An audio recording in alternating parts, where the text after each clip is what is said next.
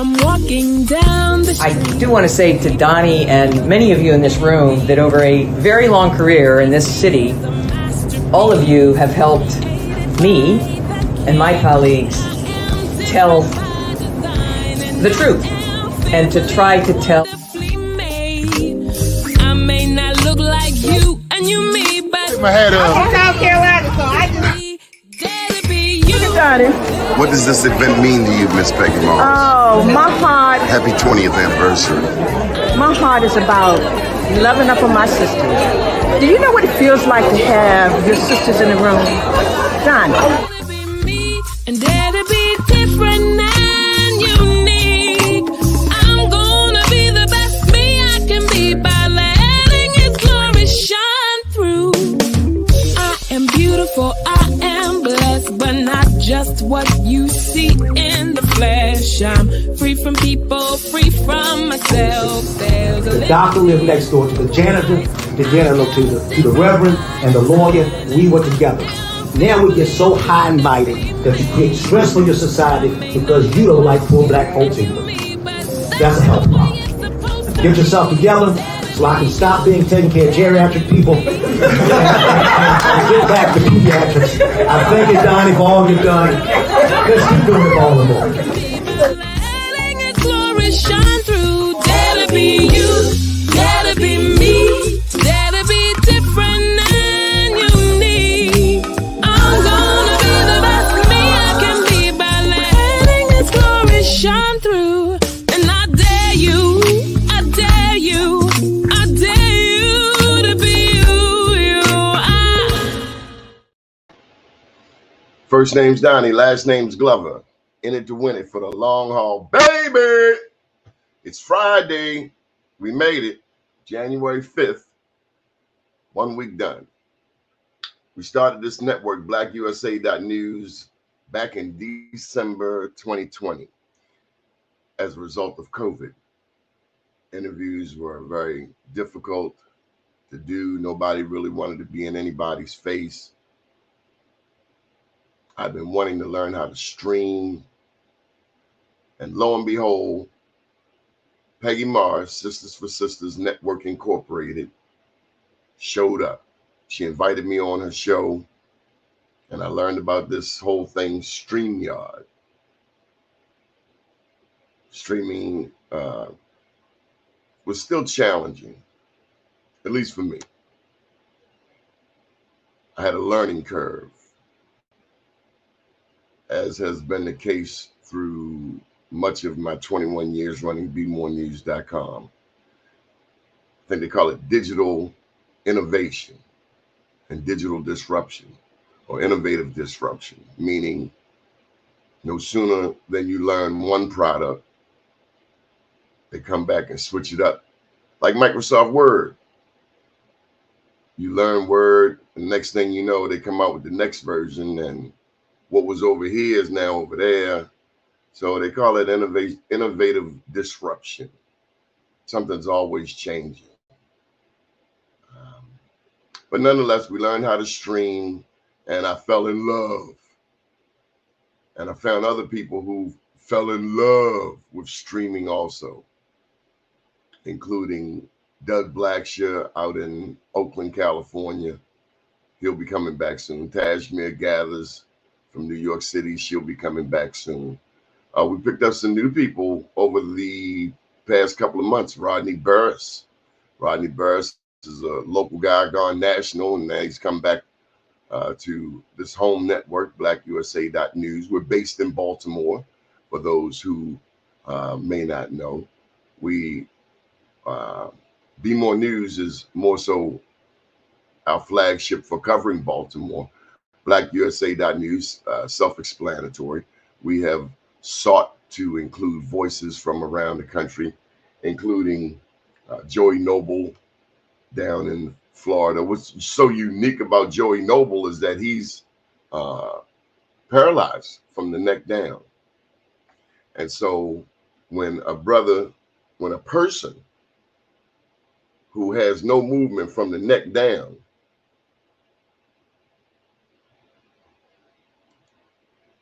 can do a show, to me, that's just very motivating for anybody who wants to do a show. So if you want to do a show on this network for free, unless you want me to charge you, just give me a call, 443-858-2684. A little bit about myself. We're waiting on our guest to come on board. He said he's running behind. I claim North Avenue, East and West. Now, I was born on the West Side over at Providence Hospital on Division Street. But my first memories are Patterson Park in Lanville. My dad had a funeral home, and you look out the front door, out the front window, and you can see the brewery over there on Gay Street. Old, I don't know if that's a German building. I guess it's German. Gothic looking. Just unforgettable. We moved from there. My dad got a second funeral home over at North and Greenmount, in between Boone and Homewood, 712, 714. And then that was like 72. Then around 78 or so, we finally moved into a regular house. And his third funeral home was down on Madison Avenue. And it was, he succeeded Charles R. Law. And from there, you know, I had a paper route, shoveled snow, raked leaves, played basketball, fell in love with baseball. James Mosier baseball for life. Played on the championship Mets. Was horrible at basketball, but I made the team, 13 and under Easterwood. In that neighborhood, basketball, just like in East Baltimore, basketball, if you couldn't play basketball, you were discarded. Basketball was so important to the culture. I tried. I practiced. I knew at 13 I wasn't going to the NBA. But I did better at baseball. Much better at baseball. Went on from Matthew Henson to Lamell to Poly, did 2 years at Poly, then 2 years at Dunbar. Then went to Morehouse for 3 semesters. My mom's got sick, passed, came back, took me about 13 years, 6 more colleges, total of 7 undergraduate institutions before I finally graduated as a McNair Scholar at Coppin State. Then was Coppin State College under Dr. Calvin Burnett. Special thanks to Dean T.J. Bryant, who brought us the Ronald E. McNair Post-Baccalaureate Achievement Program. So I actually graduated as a McNair Scholar, also got an honors scholarship. Went on to Morgan and finishing up at Morgan with a master's in journalism. Been a journalist since '94. Started with the Sandtown Winchester newspaper, co-editor over there with Valerie. And when she left, I became the editor and started my own publication. After that, I started seeing where, you know, the news business could be lucrative, can be lucrative. It can bring you, you know, advertising dollars, as long as you have a decent vehicle. That's when the website started coming about. Started with newspapers and also did radio. Did 21 years there, the longest running customized radio show at Radio 1 in the country. 21 years. Larry Young, he had a long show. I think he was about 22 years, but he was an employee. I was what they call a customized show, meaning I had to get sponsors. Go out and have hustle up sponsorships. And football at Easterwood. Okay, I knew. Another sport that I realized that I was not good at was football. Now these cats here, Mule, Camp, Stink, they were some of the roughest, most aggressive football players in all of Baltimore. When them Thomas Avenue. Now when I went to Lamell, I was cool with the people on Thomas Avenue, with the cats on Whitmore. Shout out to Lil Reggie up in heaven. But they were the thoroughest cats in the neighborhood, and they could fight.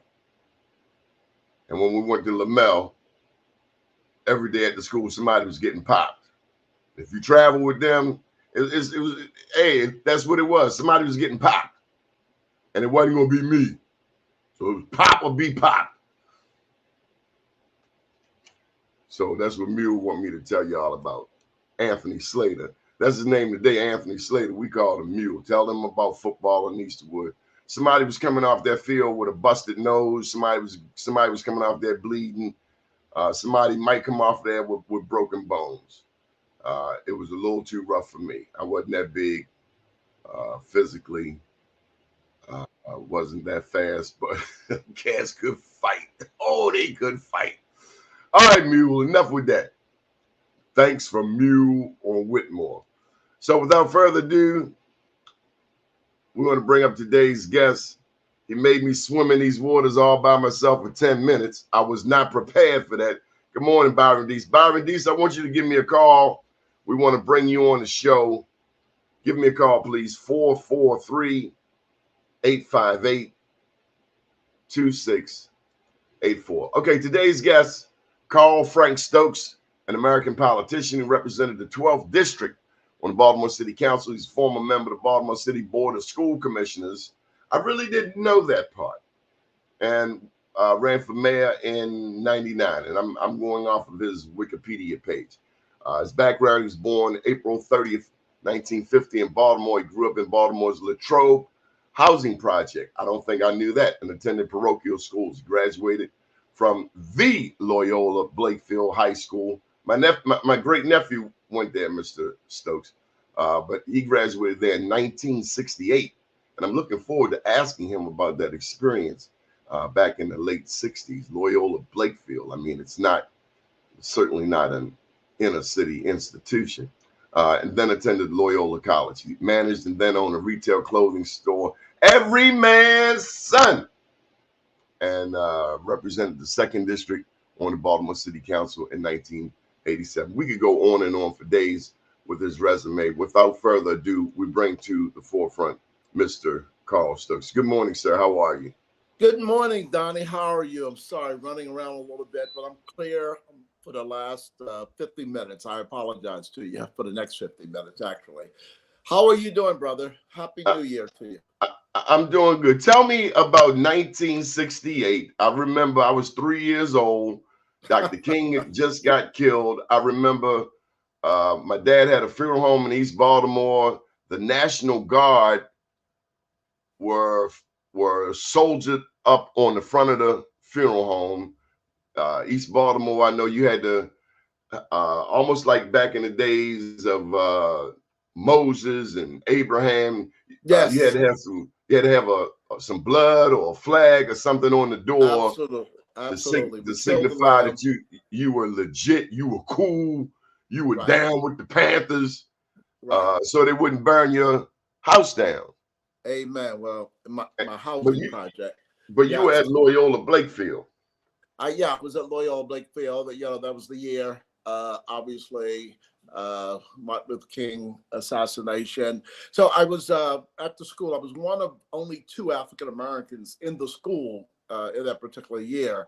I was the only African American in my class year. So it was just one of us, me, who graduated that year. And then like 2 years later, there was a whole slew of people, like Eric March and Ralph Moore and Michael Guy. They came in. There was 10 of them who came in for that class of 70. But my class was just me, and we were only 2 of us in the entire school. So you were a pioneer in integration. I guess, yeah. There were 2. You were. If you were the first of 2 black people. Well, there were actually 3 brothers before me, but all of you were pioneers. Huh? All of you were pioneers. So I was the 4th. I was the 4th African American at the school, And again, in my year, there were only two persons in the school of color and of black students, and I was the only one in my class year. Was that traumatizing? No, that's funny. No, people ask me all the time how that was. Even whites ask me how that was. How tough was that? How did I get through it? And I told them I didn't have any problem with the students. I had a couple of teachers, professors who made snide remarks, etc. I remember one remark. I didn't. When I first went to the school, my freshman year, I went there in ninth grade. I worked every afternoon. Generally, I worked in the Eli Pratt Library downtown, as a matter of fact. Anyway, long story short, is I didn't have time for extracurriculars in my first year because I had to work. Because we had to wear a coat and tie, we had to buy our own books, et cetera, et cetera. So there were a lot of expenses that were incurred in going to the school. And one day in my algebra class, my math teacher, who was also the basketball coach there, Ed Harganen, in class in late spring, he said to the class, maybe next year we'll get some colored boys who play basketball. So, and it was funny because 50 years later, one of my classmates said, remember that day when Ed Harganen said to you, and I said, wow, you remember that? He said, yeah, everybody in the school remembers that. But why? Other than that, why? That wasn't, huh? Why? Why was it so memorable? Because a white coach asked the only black student in the class, one of only two in the school, or didn't ask me anything. He said out loud, hopefully next year we'll get some black students who play basketball. So what does that mean? It means that, one, I was supposed to play basketball because I was black, and two, why would a black kid be at the school unless he was an athlete, unless he was there to play football, basketball, or run track, I guess. Well, not I guess, I know it. So that's what it meant. But you were there for purely academic reasons, I presume. Absolutely. I actually won, not brag, but I actually won a half scholarship to the school because they said I did so well on my math test. There was an entrance exam to go to the school. One part of the test consisted of math. The other part of the test consisted of English. And so to my surprise, because I knew I was much better in English than math, but to my surprise, I got a letter from the school that said, one, I had been accepted into the school, and two, because of my the score I received on the math portion of the test, I was being granted half a scholarship, which if you want to hear more, the half a scholarship was worth $200. The admission at that time was $400, not the admission, but the tuition for that was $400 a year. Today, the tuition at Loyola Blakefield is $22,000 plus, and I say plus you have to buy all of your own books, which could be another $400, $500, $600. You have to wear a jacket and a tie. So, you have to have sport coats and suits every day of the week. Who chose it? And where were your parents in all of this? Yeah, they were right there with me. So my parents were there. The story is probably too long, but I took the entrance exam to a number. I actually wanted to go to Mount St. Joe, which is on Irvington Avenue, Frederick Avenue in Irvington, which is still in Baltimore City. So I wanted to go to Mount St. Joe because I was at that infamous game where Dunbar played. Mount St. Joe played Dunbar that year. I think it was '66 actually. And a fight broke out.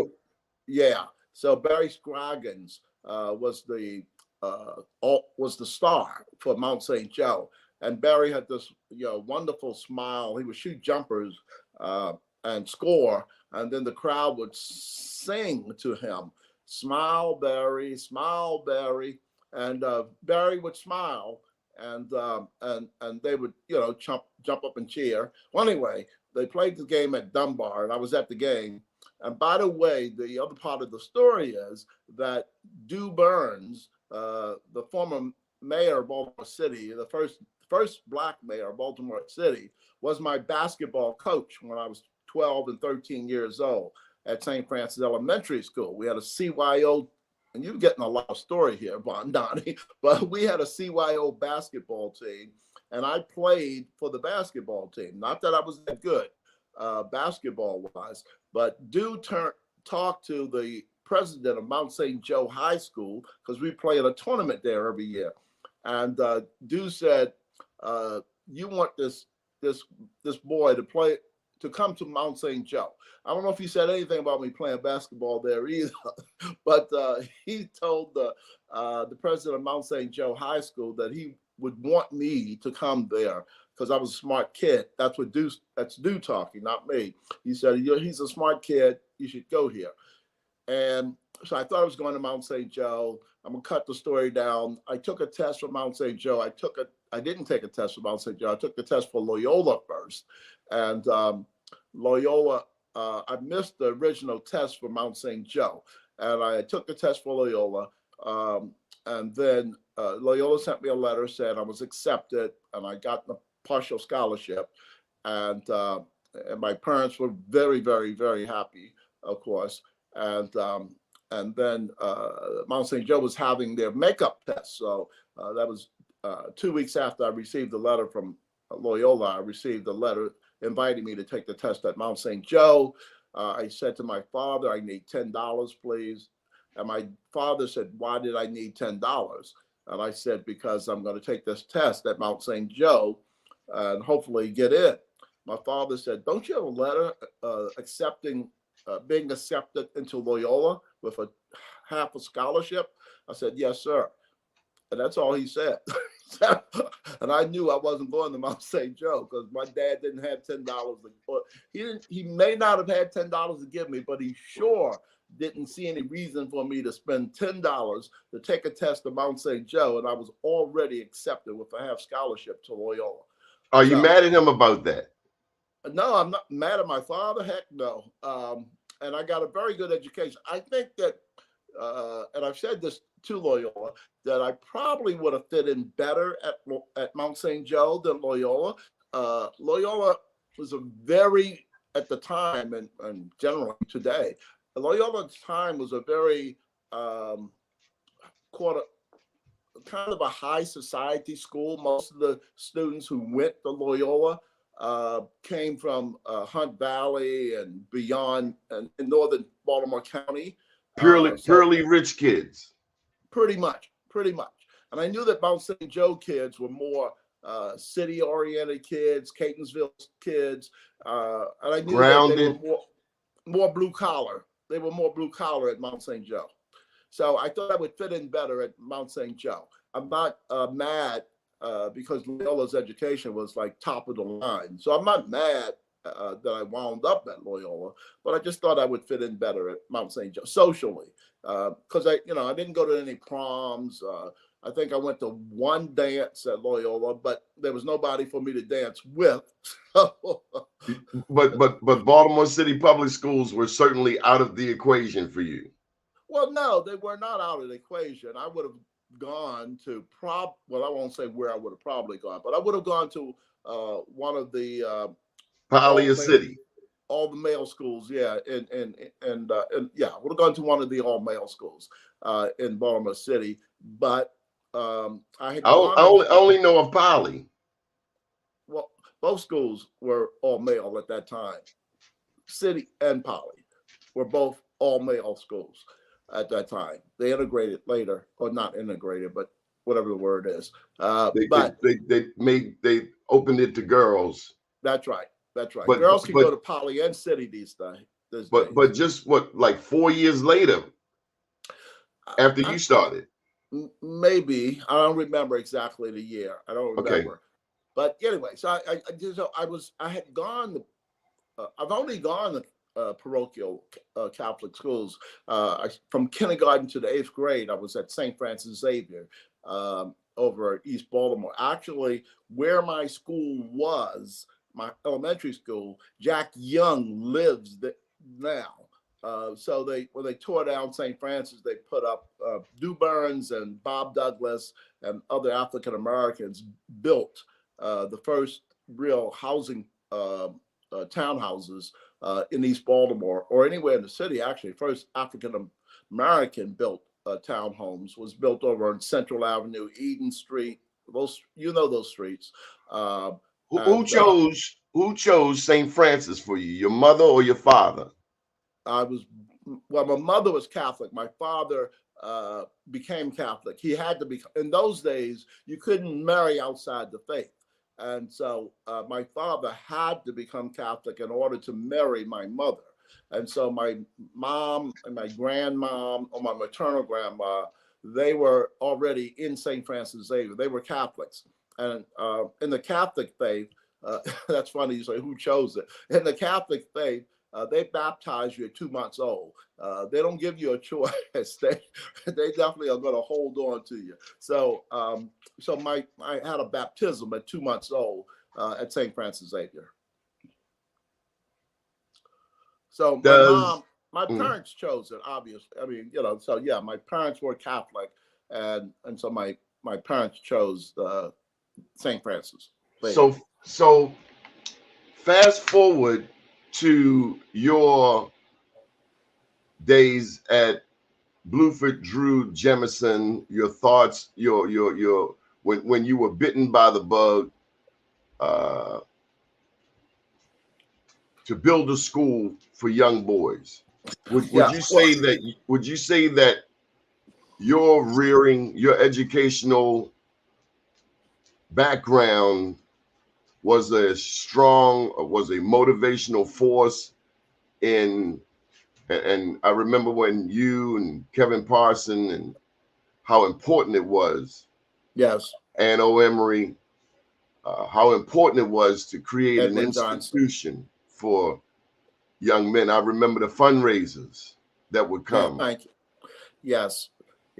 Well, I met Shante Moore. I met Shante Moore because of you twice. So Edwin Johnson, my very good dear friend, the late Edwin Johnson, may rest in peace. Rest in peace, Edwin. Edwin and I were so close, best friends. And I used to tell Edwin that the only way out generally for us as African-American community, not individually, is that we had to get an education. So, I believed in, the thoughts of Frederick Douglass and those other great men who were educators and inventors and et cetera. And I felt that as a people, that in order to really advance, we had to be educated, both in who we are, what we were, and in the world in general, and in terms of skills. And so I was even then was not happy with the education when we formed Blue Country Journalism. I was unhappy with the education system in Baltimore, and it's worse now. And we can talk about that if we have time. But the long story short is that yes, I thought I knew what it would take to advance education for African Americans. And anyway, at a point, Edwin and I would have these discussions, and Edwin said to me, "Carl, you keep talking about education, and I agree 100% with you. So if you're not going to do anything about it, shut up. Stop talking to me." So I said, "Edwin, we don't know the first thing about a school, brother." So that's not true. Well, as it turned out, Edwin and I, Kevin Parson at the time, Kurt Gaddy at the time, an educator, we figured it out. And so I spent a couple of years of my life, frankly, I stopped working, I quit work, almost went broke I did go broke, but I knew I was okay. And anyway, we put together a plan to open a school for boys, middle school for boys. I felt like, truthfully, I felt that high school was too late. I felt that I didn't feel we had the skill set within us to do elementary school. Although Kurt Gaddy and Kevin Parson, who came on board as co-educators with us, their experience was elementary. But I just, frankly, I didn't want to be in a position where, we had to be wiping noses, etc., daily. And I felt that if we got them at sixth grade, we could put enough into them that we could turn around wherever they were, and by the eighth grade. And we surmised this. We felt that if we got them in sixth grade, wherever we got them, that by the eighth grade, we could turn those young men around. And we wanted to do all boys. Again, we were not familiar enough. I had two daughters, but we weren't familiar enough, with girls in terms of life and being able to impart and impact them as young girls. And we knew we could do it with boys. And so, and my education at St. Francis did, interestingly enough, you asked me this, did have something to do with it, because I remember the discipline of the nuns. I had African-American nuns, Oblate Sisters of Providence, who were the first women of color in the United States who formed a convent, a covenant of sisters. Mother Mary Lang. Mother Mary Lang, you know your history. So Mother Mary Lang, who we hope one day will be raised as a saint in America. There are no black there are no African American saints in the Catholic Church. Having said that, what? Over on Pennsylvania Avenue. Yeah. There at the bottom, just around Franklin Street, there is a senior tower. Wasn't that man? I think his name was Charles Hughes. Uncles. I'm not sure. Charles Uncles. Right. Wasn't he was a part of that story?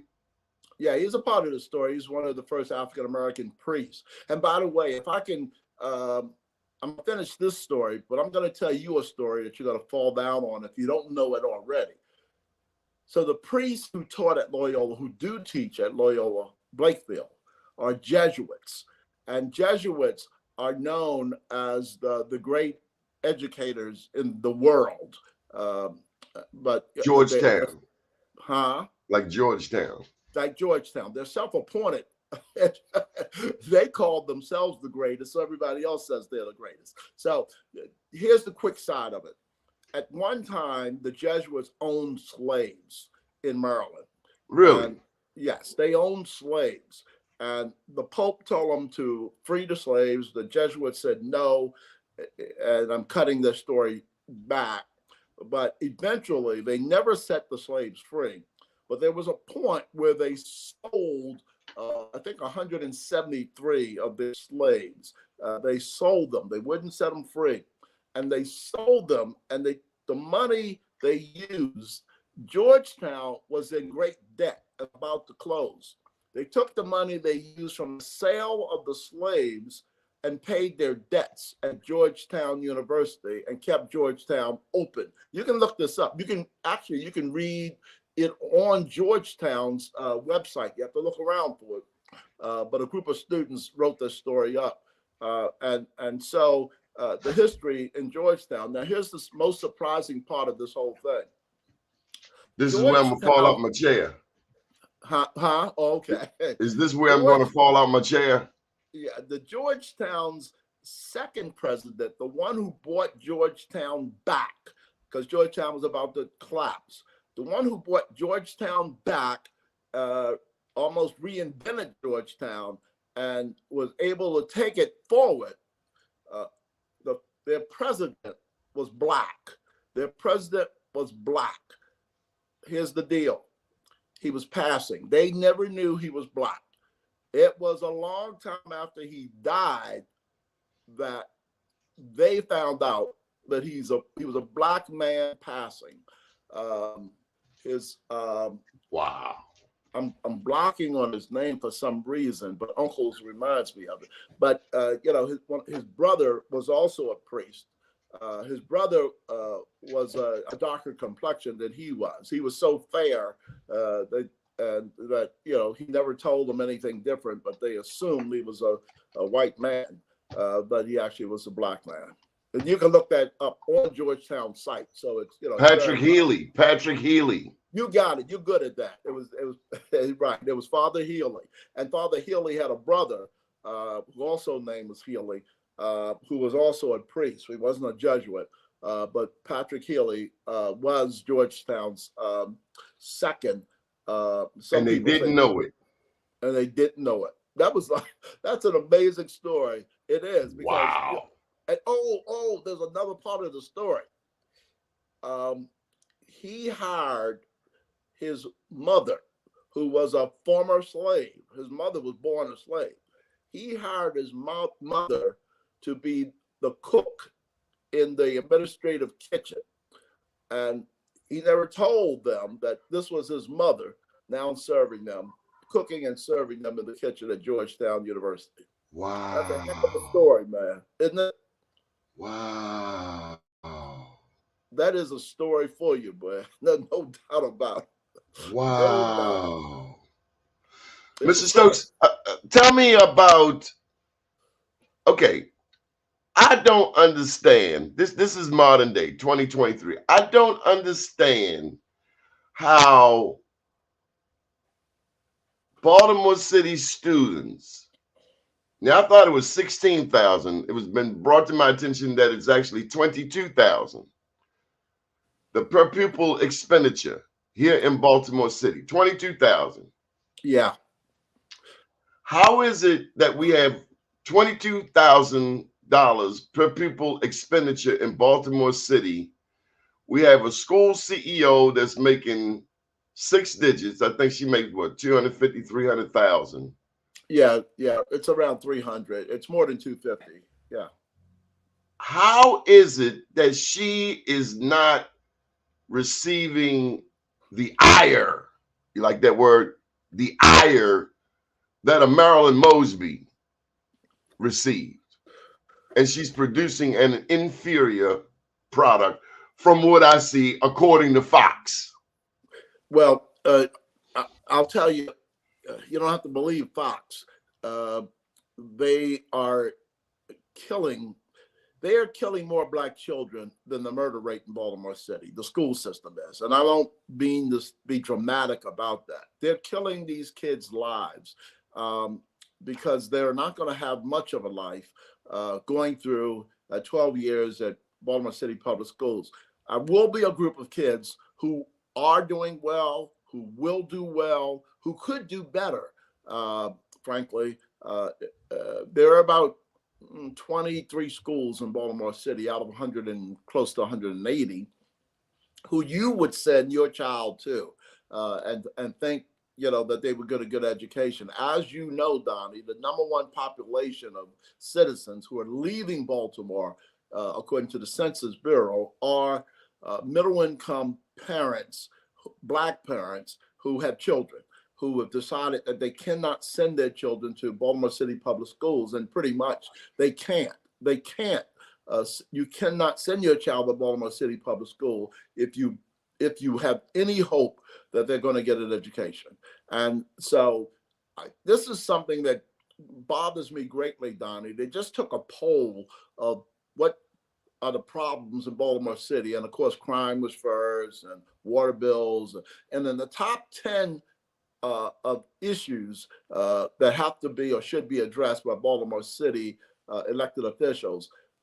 Education was not even listed as a top 10 number among citizens of Baltimore City. And it is, in my opinion, we have been dumbed down so much, we don't even realize what education is, what it means, how it's our way out of all of this. The murder rate is linked to education or non-education, directly linked to it. a job, a sustainable life, taking care of yourself, taking care of your family. All of that is linked to an education or lack thereof. And so the African American electeds and the African American everyday citizens like you and I are not saying enough about education. I don't know why. I can't figure out why we're so silent about education. And the people who currently run education in Baltimore are, one, incompetent, two, corrupt. And people hate the C word, but they are corrupt. There's no way they're getting $22,000 per student, which is first or second in the United States, in the top three in the United States in terms of per pupil amount.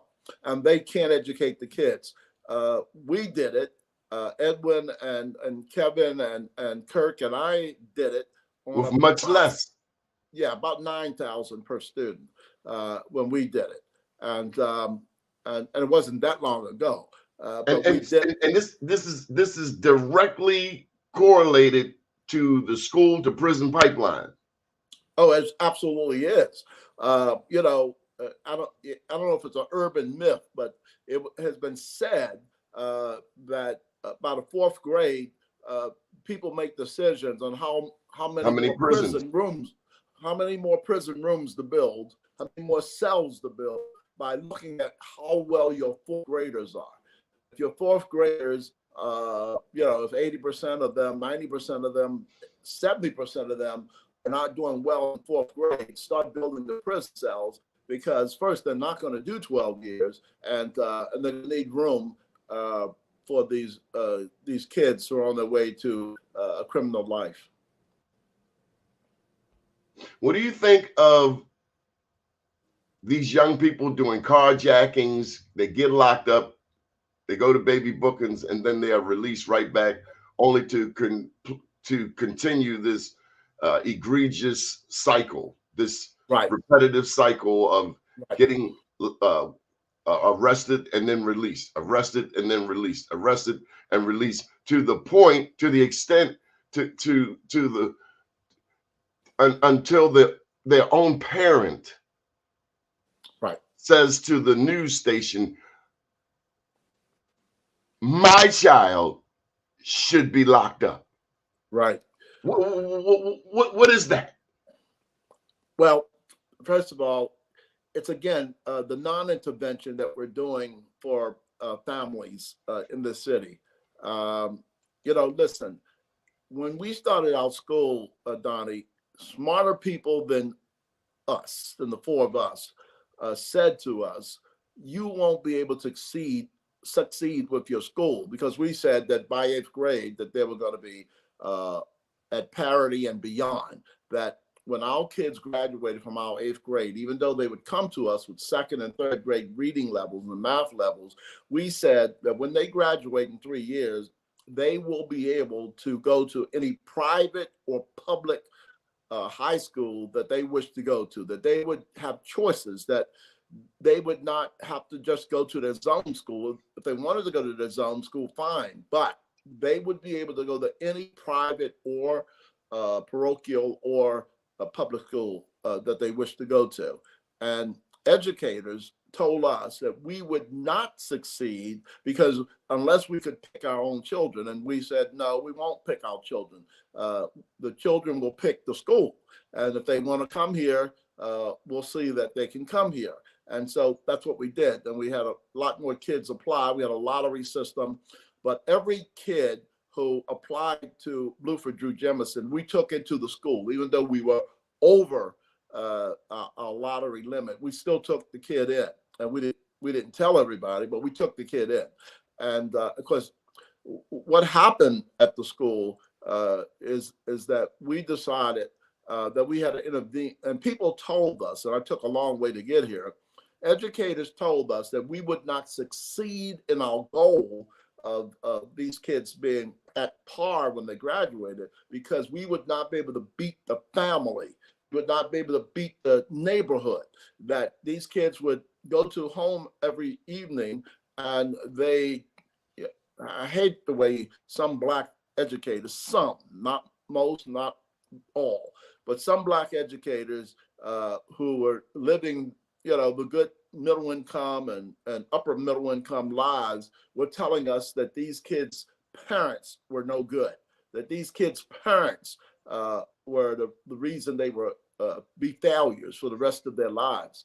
And Donnie, what we did is we considered every child and their family a part of the school. And so it was mandatory parent meetings. There were mandatory parent having to come to the school and volunteer. Every parent had to sign a form that they would volunteer at the school so many hours per month. And so we just pushed the whole thing about taking care of the whole child. Remember, our children, our school day was 7 a.m. to 7 p.m. And that meant that we fed them breakfast, lunch, a snack in the afternoon, and then dinner at the end of the night. At 6 o'clock, it was dinner time. And so our students were there with us. And they were there on Saturday from 9 a.m. until 12 noon every Saturday. Again, we would feed them. So what we did, Donnie, was intervene with the family. And in some cases, a few cases, the family still wasn't functional enough that they were able to do that. And so that's what happened. And that's how you get out of it. Would you? So you asked me about going into juvenile hall and being let back out in 2 hours. That's when you started. I was just trying to give you an example of how we'll break that cycle. Now, first of all, there are some young people who need to be detained for the right reasons. And the right reasons is that you have to show all of us that there are consequences for our actions. Yes. School system told us do not do any type of punishment with our students. Because we used to keep kids after class and not let them go to sports practice or go to robotics until they completed an assignment we would give them, usually writing an essay or some sort of writing exercise or whatever we thought that they had not done properly during the school day, misbehaved in some way. The school system told us that we could not punish kids by having them write, that was deemed to be corporal punishment. Writing is considered corporal punishment because you could hurt your fingers writing too much. And I'm serious about this. Are you serious? I am very, very, very, very, very serious. A white grandmother. Now, them Oblate sisters used to crack y'all with those yardsticks, didn't they? Right. So they. But yeah, that's not corporal punishment. They did corporal punishment for real. Yes. The nuns would walk down the aisle and they would hit our fingers, our knuckles, the back of our hands, sometimes the front of our hands with a yardstick. And you got that right. You must have had some experience there, Dottie, because some people say, didn't they hit you with those rulers? I said, no, it wasn't a ruler. They were yardsticks. They were yardsticks. A ruler is 12 inches. A yardstick is 36 inches. And the reach was much greater with a yardstick. And it was better leverage to hit you. Anyway, but we didn't hit anybody. But we did hold all these young people to consequences. And what is going on, I think it's on its way to being fixed, Donnie, because so many people have jumped up about it, is that we're not holding young people to consequences. And so the problem gets bigger and bigger and bigger. It's like what happened when the former state attorney in Baltimore City said we're not going to prosecute low-level crimes. Low-level crime is a crime if somebody runs up on my porch out here and takes my packages off. Well, that person wasn't going to be prosecuted because that wasn't much of a crime. Or if someone, steals my car, but doesn't carjack it, but steals my car, or stands on the corner and sells dope, that was considered a low-level crime. Now we have a new sheriff in town, and so the kids today heard that they could get out of jail free. Matter of fact, never go to jail if they were doing certain crimes. And You think that did more harm than good? Of course it did. Of course it did. Look, we all must know the consequences of our actions, good or bad. Let me tell you something. You call the police on my mother if you want, you would be homeless. The things these kids can do today, call the police on Lily Glover. I wish you would. I wish you would. I wish you would. Right. I And brought you in this world and I will take you out. And you can go tell whoever you want to tell. Right. I'm Absolutely. old school. She had 3 rules. At 18, you're leaving. Okay. In the meantime, don't bring no kids across that doorstep. And number 3, own your house. I heard Those that. were the rules. Good for her. Good for her. Good for her. Got a bunch of poo butts. I got to get this in there. Baltimore Collegiate School for Boys. Yes, great school. I'd like to think that there would be no Baltimore Collegiate School for Boys had there not been a Bluford Drew Jemison. Well, we came online approximately the same time. So I got to say that they had some visionary leaders also. And we both came online within a year of one another. I'm not sure. Really? Yeah. I didn't know that. I thought they came later. No, the version of it that you see now was later. The version of it you see now on Kirk Avenue was later. But there was a guy who was a former district attorney, deputy district attorney in New York City. I'm blocking on his name, who came to Baltimore and worked with some others in the city. And they formed the Collegiate School. And they were up on, I think their first school building was up on Woodburn. They actually, they were actually in the same building we were in for 1 year. So Edwin resurrected it? Let's say that it had dropped in terms of its strength at one point. And so, yeah, Edwin, who was on the board of the original school, the school never went out of existence, but it had lost its strength. It had lost the principle. So Edwin rebuilt it. Edwin rebuilt it. So in both instances, what if Baltimore City Public School headquarters was more supportive? Well, there would be other schools in Baltimore City who would be running on the same principles and would be graduating students. You know, most of our students. Should Baltimore City Public School headquarters have been more supportive? Very much so. But instead, they were very jealous of the success that we. That's what I remember. I remember them grilling you on petty items. Right. And they were making up stuff. And, you know, I didn't want a public fight. It was a bit of a public fight, obviously. But I didn't want Black people throwing mud on Black people. And I regret that, Doni. I regret that. And so the arch nemesis was Andres Alonso. Say that one more time. The arch nemesis was Dr. Andres Alonso. No, Alonso was supportive of us. It was his protege. His protege, the current CEO, is the one who was not supportive of us. Santa Lisa. Yes. God damn. Who was his protege, who applied for the position, but she was his chief academic officer at the time. What's wrong with her, brother? What's wrong with her? Yeah. She has this mentality.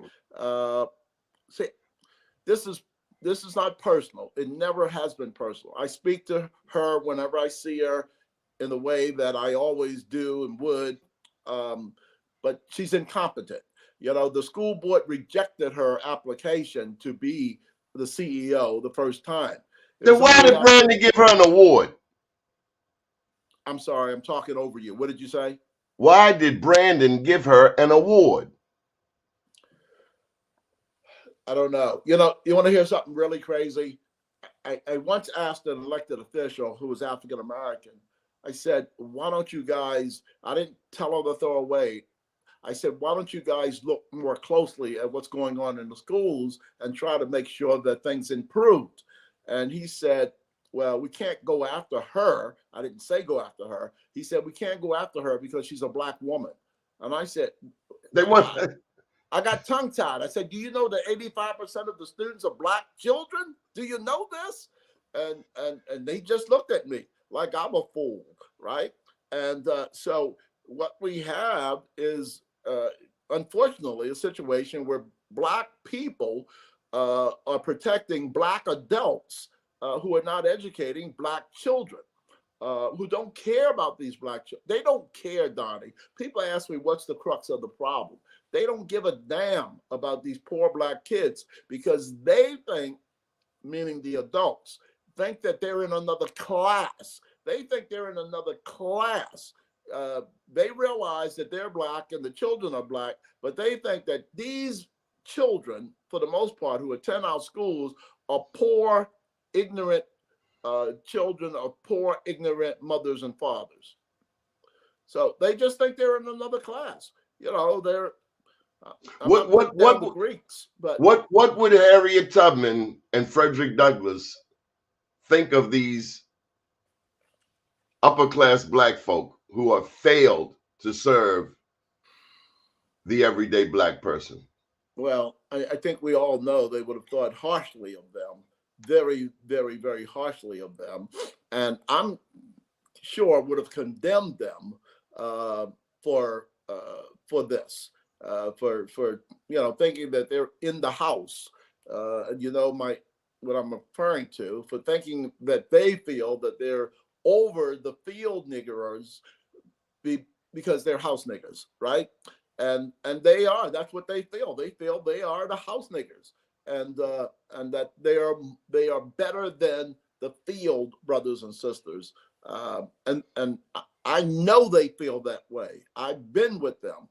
I've spent time with them, and I know they feel that way. But now, you've been to great academic institutions that taught you to think, right? But you still have a heart for service. Well, yeah, I think that's that. Yeah, if you're educated, you you have to have a heart for service. I mean, if you went to the right places. Now, I didn't go to HBCU. Many, if not most of my friends did. You grew up in Latrobe Projects. That's an HBCU. Right, there you go. I learned more in Latrobe. You damn right. You know I did. But you just see it, and it's within you. And I'm certainly not better than anyone else. But there are those of us, Donnie, you included, who are conscious, and if I can use that word, conscious, and so we have this consciousness within us. It's not something we grabbed but it's inside of us, and we understand it, and we're looking at the people around us. And how did I get here? But my mother and father and my grandparents and my ancestors, all of whom are African American, all of whom took some very terrible roads to get here. And there was a different East Baltimore when I was growing up, a different East Baltimore when you were growing up. I mean, you are a generation behind me, or half a generation behind me, and so you are aware again of the togetherness we all had. And Edwin used to say that the thing that killed African American communities was integration. Right. And he says he meant that. He said, we stopped going to the African American store. We stopped supporting the African American churches. Actually, he had a great thing to say against African American churches, but that's another story. But Edwin said that integration killed us, our unity. We pulled apart from each other. When we grew up, on Caroline Street, there were 3 medical doctors, all of whom were African American. There was a dentist who lived on Caroline Street. So there was a pharmacist at Preston and Caroline, a Black pharmacist. And all of those people lived pretty much in our community. A couple of doctors lived upstairs in their row homes. And I'm not saying that people, when given a chance, should not have taken advantage of being able to move up and out. Absolutely. But now, white people are coming to these very same neighborhoods, right, and are paying $200,000 for a Baltimore City row house, or more. Or I more. think they're up close. I think they're more like 300 now. We're moving to Randallstown, Owens Mills, Towson, and the white people are moving right back to the very neighborhoods that we have run from. Listen, we're running out of time, but I gotta ask you before you go. Yes, sir. In all of your education, I'm sure you learned either a poem or a favorite quote. I need you to share something literary, something that has touched your soul and stayed with you over the years. Might you share anything with us before we go? Well, I wish I was that literate. I mean, I was an English major. I learned a lot of poems and a lot of sonnets. A quote? A lot. I don't really know if I can think of one, except a Bible verse. A Bible verse. Now you're really going to embarrass me, aren't you? But well, I'm going to misquote Frederick Douglass, who said that without agitation, and I'm misquoting him, without agitation, there is no progress. And I believe that strongly. Without agitation, there is no progress, because power doesn't give up. And you say the right quote, but power doesn't concede. Power concedes nothing without demand. That's never right. Did and never will. Thank you, brother. I appreciate you're going to Dunbar. Poly and then Dunbar. All right. Well, you see, you realize the better school. Well, I realize that Poly state championship though. Huh? Congratulations on another state football championship. Dunbar. Yeah. Poly's football has gone way down over the past 10 years or so. God. Yeah, it has. Augie Wobble will be rolling over in his grave. Yeah. But I got the best of both worlds. Poly taught me. I knew some great people at Poly and City. Just before my era, where there were two guys, one of which out of Cherry Hill, Alvin Lee and Ernie Terrain. And you've heard those names, but they were there in the early to mid 60s. Those two guys and they played under the coach whose the stadium is named after, Lumsden. But I would give kudos to your mom and dad, and I would give kudos to my mom and dad, because that's where education started. It does. So when I was a boy, I obviously, every Christmas I did get cowboy boots and etc. But I also got books and games. Yeah. And the most used was not the cowboy boots, because I was grown out of them in 6 months or whatever. But the books were always stored in my house. Mom made a little shelf for my books, and so as a child, as a toddler, I had stacks of National Geographics. Fantastic. Stacks and I traded comic books, and so I used to read stuff. I would get these little golden books and other books to read, but I also would get comic books, and I read them, and you certainly comic books weren't written in baby talk. They had grown up words in these books, and so believe it or not, I had a baseball card collection. Cool. Extensive. Right. That was fantastic. And baseball cards and baseball can help your math skills, because you're always trying to figure out better averages, etc. Yeah.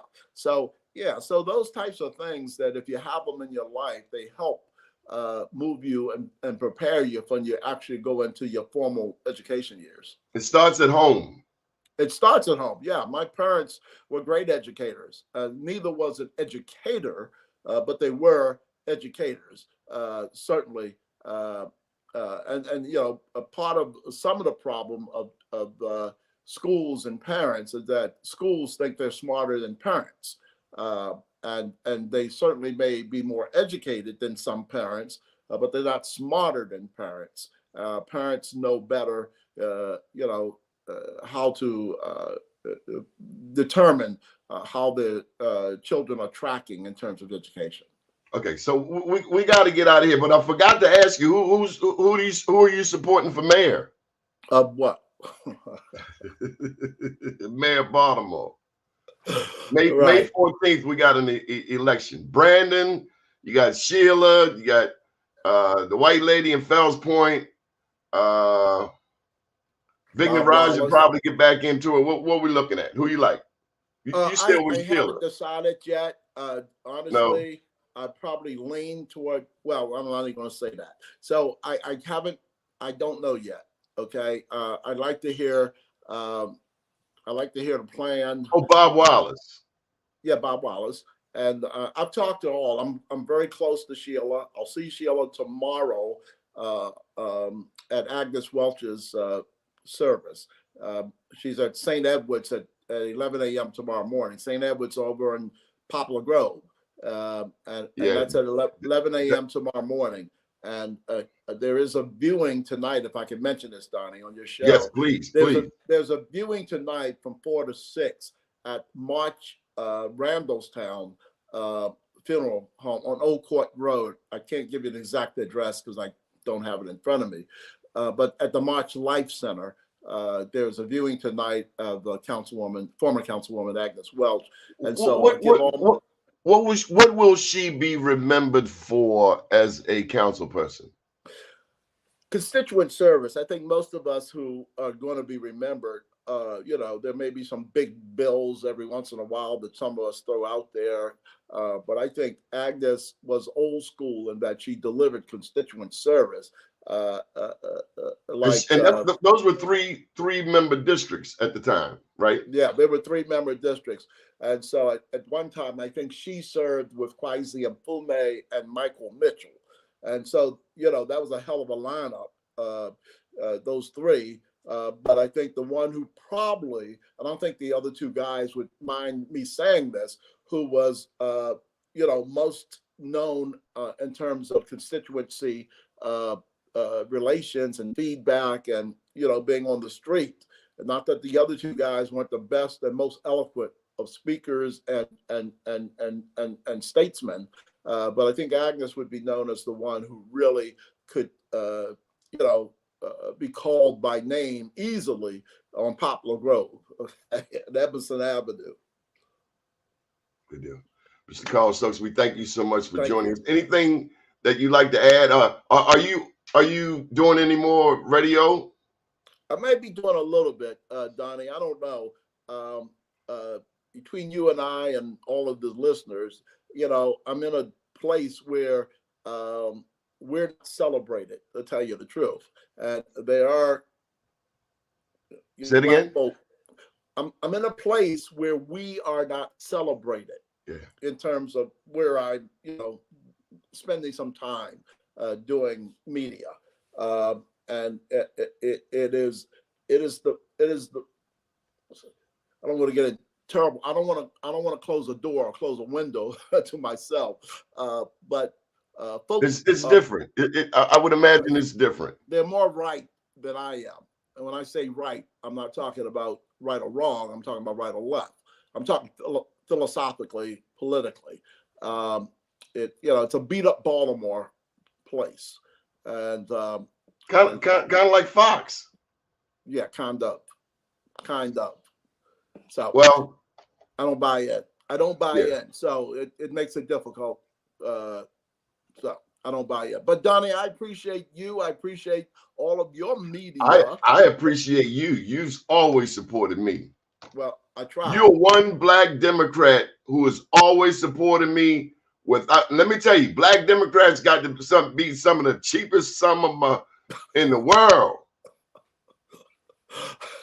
They wouldn't pay Jesus, and then they get mad at me when a Larry Hogan come along and say, Donnie, how much? And I tell him how much, and he write the check.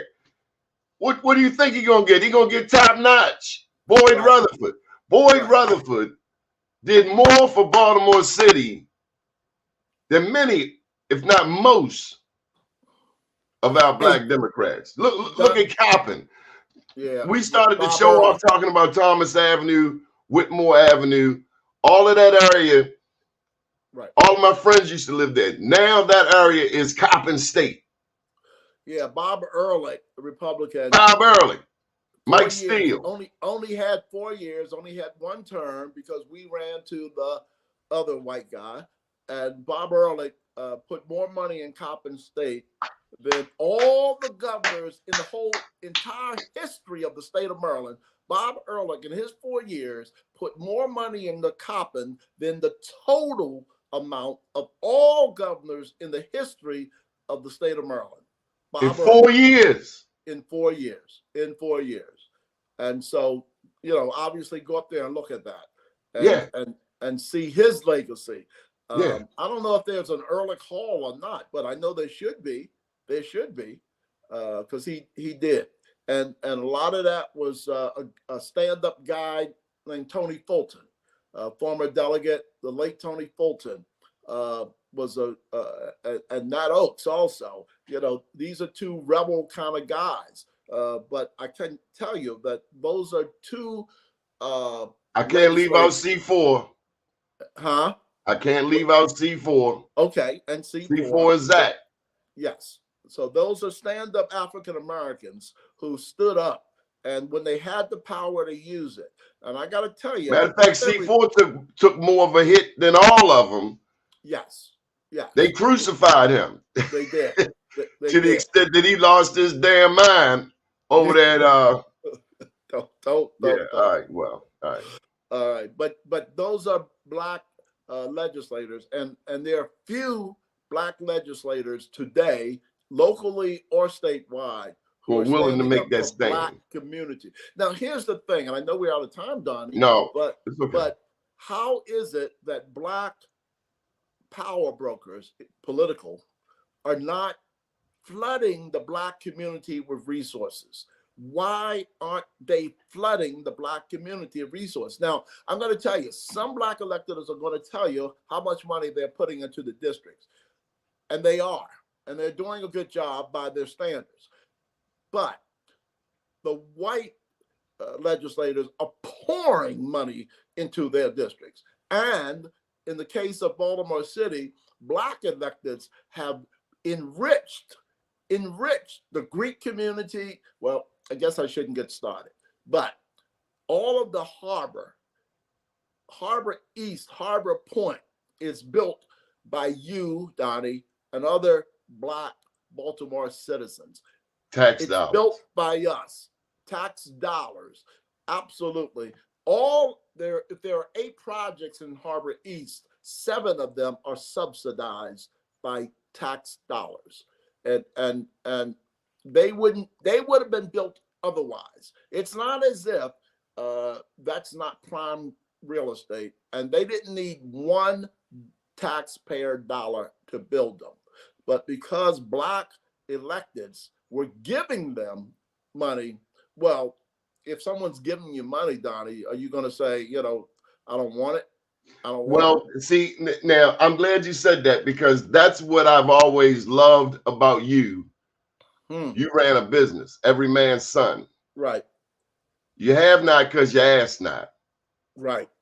And, you know, it makes me think of the $641 million that this mayor's gotten through the American Rescue. ARPA. ARPA. I mean, $640 million, that's enough to start a couple of businesses. We're not business minded. Right. Right. We've got to put money. We used to programs. Yeah. We got to be able to put money back out.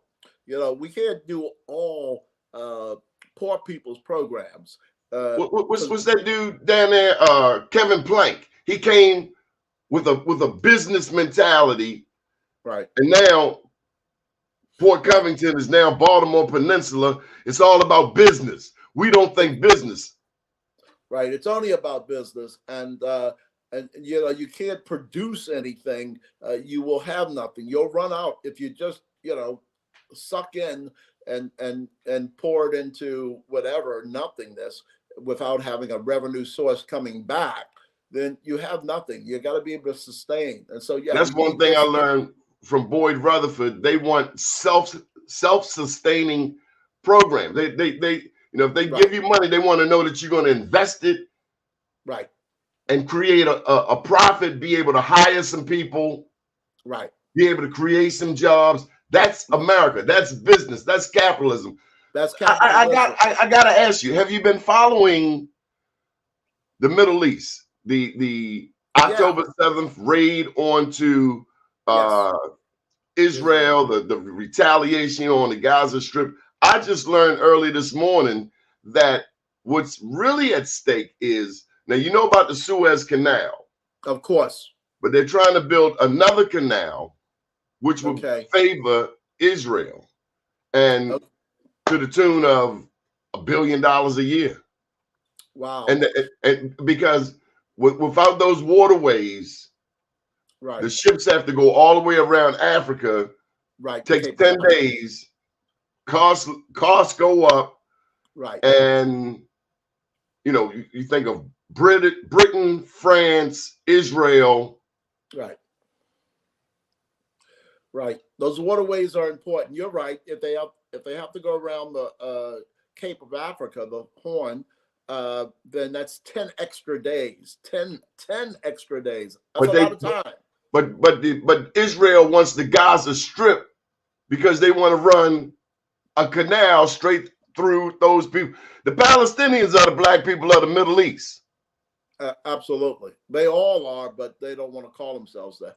But I'm not trying to be funny, but you know, seriously, they're all people. You know, the Palestinians, I don't want to go through a whole thing here. Originally, they're all the same people. You know that. I mean, the Palestinians and those that call themselves Israelites, they're all the same people. Israel was in Palestine, is in Palestine. It's when them European Jews start coming in and flooding, and then they want to remove the indigenous peoples, and that's no different than what happened in Australia, what happened here in North America, what happened in Africa. People want to come and take your stuff, and then they want to hold up a book and say, this book say that this is my land. You better sit your ass down. Mr. Carl Stokes, we better get up out of here before I get angry. But I thank you so much for an intelligent conversation. You're a brilliant man, a phenomenal public servant, and more than that, you're my big brother.